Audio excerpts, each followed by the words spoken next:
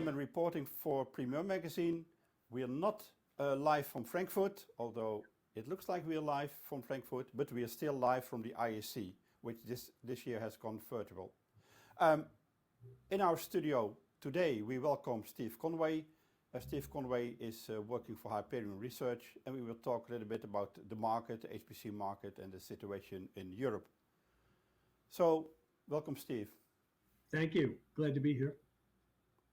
Okay, if we start with the HPC market, what are the developments that you see? Well, first, 2019 was a very strong year, a record year again. 2018 was a record year too, so 2019 was even a bit stronger. Of course, 2020 will be a bit different because of the impact of the coronavirus.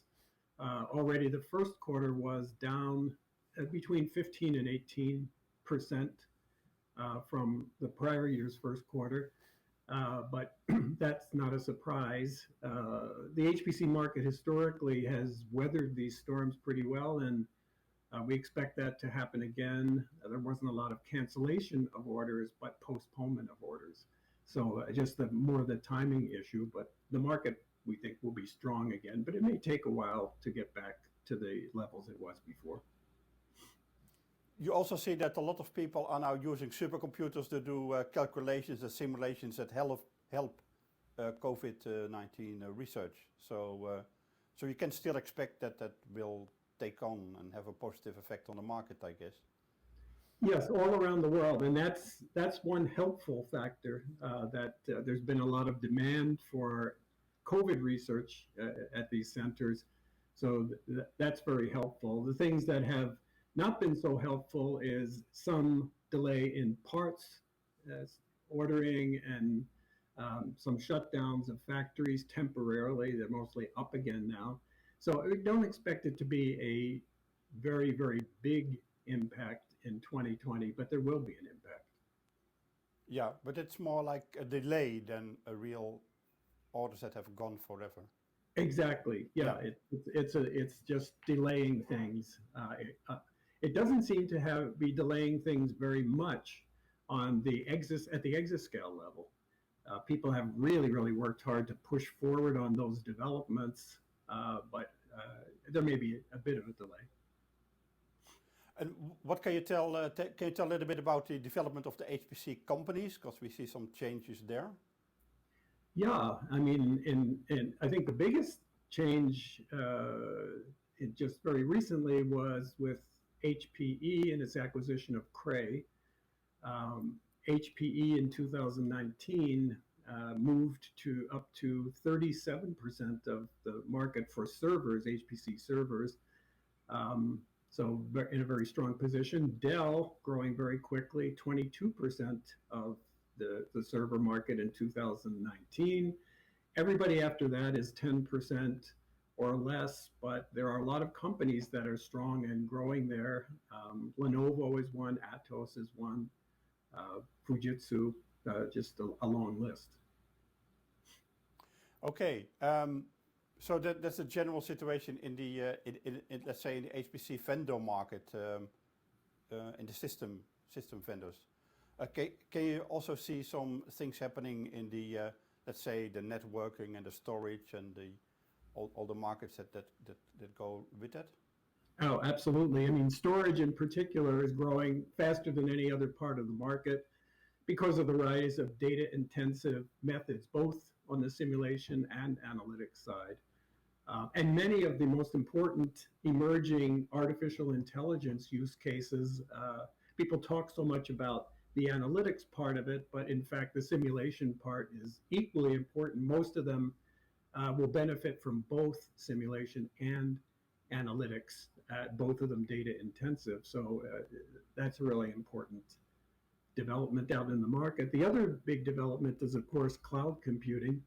For the most part, it has not cannibalized on-premise computing. Not much of what's happened in third-party clouds like Amazon and Google and Microsoft Azure or Alibaba and Tencent and Baidu in China. Not much of that is being taken from on-premise sites and move to cloud environments, it's mostly things that have not been run in on-premise yet. Surge, overload kinds of works that there wasn't capacity. That's starting to change. Those two worlds of cloud and on-premise are starting to melt together a lot more, and the hybrid environments are really growing. But the cloud market for HPC was really, really grew in 2018, 2019. For about a decade before that, only about 8 or 9% of all HPC workloads were run in third-party clouds. That jumped in 2019 to 20% of all HPC workloads. And the main reason for that is that the CSPs, the cloud services providers, really started paying much more attention to HPC because it's a pretty big market, and also they see it as the key to AI leadership, artificial intelligence leadership. So they have really made their infrastructures friendlier toward a larger part of the HPC workload spectrum.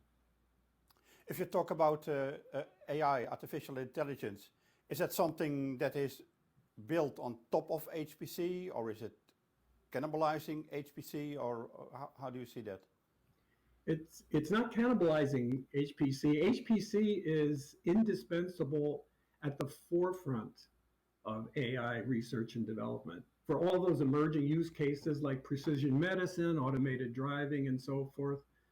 Even business intelligence at the forefront of that using AI. HPC is indispensable. Enterprise server technology has not been able to address the leading edge requirements in AI, and HPC it turns out, is a very good match for those. Okay, so that's a little bit about the market developments. So actually, we should have been in Frankfurt and we should have been at ISC, but Frankfurt is Europe. So there are a lot of things developing in Europe. So what's your vision about that situation? It's remarkable. I mean, from our standpoint, we've been for more than a decade very involved with developments in Europe and some of the behind the scenes planning and reports and so forth. But what's happened in recent years has just been remarkable to watch. And it used to be that in Europe, what you saw was the so-called big six countries kind of had the main HPC resources and funding and so forth. And the challenge there was how do it was kind of best addressed by PRACE because they adopted rules for review and so forth that made access to those resources from researchers throughout Europe easier and so forth. But what's happened lately has been different. A really fundamental, deep democratization of HPC in Europe, starting with changing the rules for funding that allowed pooling of money to happen much more easily between the Commission and the member states, and also among the member states. So that meant that larger pools of money could be put together. So now you have a very strong exascale strategy in Europe, and you also have, competency centers like the EuroCC,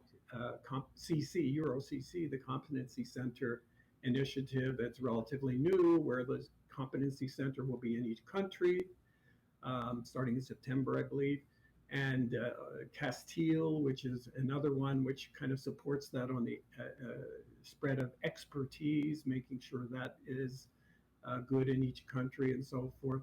So, the things that the European Commission kind of outlined 10 years ago are now, in fact, becoming reality. And that's a really, really major challenge because Europe, unlike United States or Japan or China, is not one country. So consensus and so forth have to be achieved, and a lot of that has been achieved. It really is a remarkable achievement. Yeah, so there's a lot of development there. Of course, with pooling resources and expanding it into other countries, you also get difficulties like the funding has to be matched locally or in a country. with the general Euro HPC funding. So do you see any problems there, or is that going smoothly? Well, it may not happen in some places and happen in other places, but at least each country is in charge of its own fate now, where HPC is concerned. And, you know, if it doesn't happen, there's no one to blame but themselves. Yeah. Yeah, I'm from the Netherlands, so I don't want to comment on our national policy in this, but we are not on the forefront, let's say it in a positive way. There's also in Europe the idea of having larger systems, and the first one will come online probably end of this year, early next year. Will that add to that Europe will be a main player on the world scale? Well, Europe's already a main player on the world scale. You know, about nearly right around 30% of the global HPC market is in Europe. The difference has been that most of that market was really belonged to vendors from outside of Europe, and so the big push has been to increase and strengthen European supply chain, so that dependency is no longer so strong. And I think some good progress has happened there through things like the European Processor Initiative. You know, some of it the world still has to see the outcome, but at least things are in motion. Mm-hmm. One of the parts of the European Processor Initiative is that it's based on a big part of on ARM processors, and you also see that the Japanese are building their supercomputing on ARM processors. So is ARM really growing up in HPC?